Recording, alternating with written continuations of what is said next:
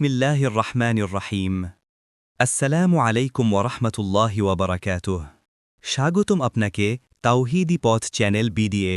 প্রিয় দর্শক, আজ আমরা শুনব এমন এক ঘটনার গল্প যা ইসলামের ইতিহাসের মোড় ঘুরিয়ে দিয়েছিল। এটি হল ওমর ইবনুল খাত্তাব রাদিয়াল্লাহু এর ইসলাম গ্রহণের ঘটনা। ওমর রাদিয়াল্লাহু ছিলেন কুরাইশদের মধ্যে শক্তিশালী, দৃঢ়চেতা ও প্রভাবশালী। তিনি মক্কার অল্প কয়েকজন শিক্ষিত মানুষের একজন ছিলেন। তবে তিনি ইসলামের প্রথম দিকে ছিলেন কঠোর বিরোধী। রাসূলুল্লাহ সাল্লাল্লাহু আলাইহি ওয়াসাল্লামের দাওয়া যখন দ্রুত ছড়িয়ে পড়তে লাগল, তখন ওমর রাদিয়াল্লাহু ভীষণ রেগে গেলেন। তার মনে হল, এভাবে চলতে থাকলে মক্কার সমাজ ভেঙে পড়বে। একদিন ক্রোধে জ্বলতে জ্বলতে তিনি বের হলেন নবী সাল্লাল্লাহু আলাইহি ওয়াসাল্লামকে হত্যা করবেন এই উদ্দেশ্যে। পথে এক লোক জিজ্ঞেস করল, ওমর, কোথায় যাচ্ছ? তিনি বললেন, আমি মোহাম্মদকে হত্যা করতে যাচ্ছি, যিনি আমাদের পূর্বপুরুষদের ধর্মকে অবমাননা করছেন। লোকটি বলল, তুমি প্রথমে তোমার নিজের পরিবারকে দেখো। তোমার বোন এবং দুলাভাই তো ইতিমধ্যেই ইসলাম গ্রহণ করেছে। এই কথা শুনে ওমর রদিয়াল্লাহুর মাথায় যেন বাজ পড়ল।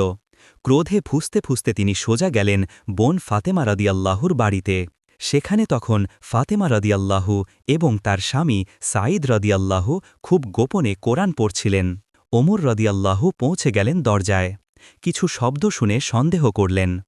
ভেতরে ঢুকে দুজনকে ধরে মারতে লাগলেন। তখন ফাতেমা রাদিয়াল্লাহু দৃঢ়কণ্ঠে বললেন, হ্যাঁ, আমরা মুসলমান হয়েছি, তুমি যা খুশি করো, আমরা আল্লাহ ও তার রাসূলে ঈমান এনেছি। এই দৃশ্য দেখে ওমর রাদিয়াল্লাহুর মনে কাঁপন ধরল। তিনি রক্তাক্ত বোনের দিকে তাকালেন। তার কণ্ঠে ছিল অক্লান্ত বিশ্বাস। ওমর বললেন, আমাকে সেই কিতাবটা দাও যা তোমরা পড়ছ। ফাতেমা রাদিয়াল্লাহু বললেন, তুমি অপবিত্র অবস্থায় আছো, প্রথমে গোসল করো, তারপর আল্লাহর বাণী স্পর্শ করো।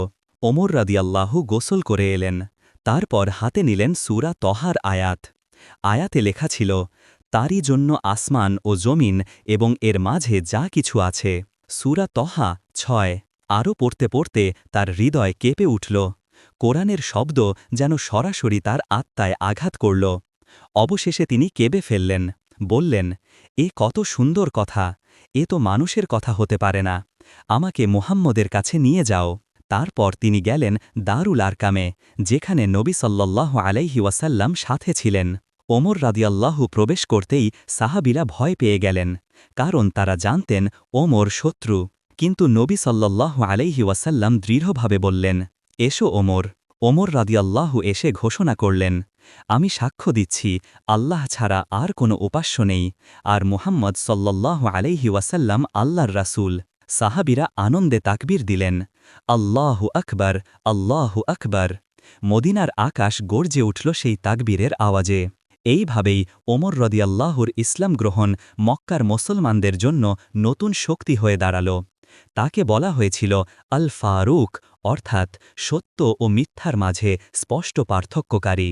ব্র্যাকেটে রেফারেন্স সিরাত ইবনে হিশাম, ইবনে কাসির, আল বিদায়া ওয়ান নিহায়া, খণ্ড ৩। প্রিয় দর্শক, ওমর রাদিয়াল্লাহর এই ঘটনা আমাদের শেখায়, কেউ যত বড় শত্রুই হোক না কেন, আল্লাহ চাইলে মুহূর্তেই তার হৃদয় পরিবর্তন করে দিতে পারেন। হে আল্লাহ, আমাদের হৃদয়কেও হেদায়াত দাও, ঈমানে দৃঢ় রাখো এবং সাহাবাদের পথে চলার তৌফিক দাও। আমিন। ব্র্যাকেটে আমিন, ব্র্যাকেট। প্রিয় দর্শক, যদি ভিডিওটি ভালো লাগে তবে চ্যানেলটি সাবস্ক্রাইব করুন, ভিডিওটি লাইক ও শেয়ার করতে ভুলবেন না, আর আমাদের সাথে থাকুন আরও সুন্দর ইসলামিক ঘটনার জন্য। পিন তাওহীদি পথ চ্যানেল বিডি।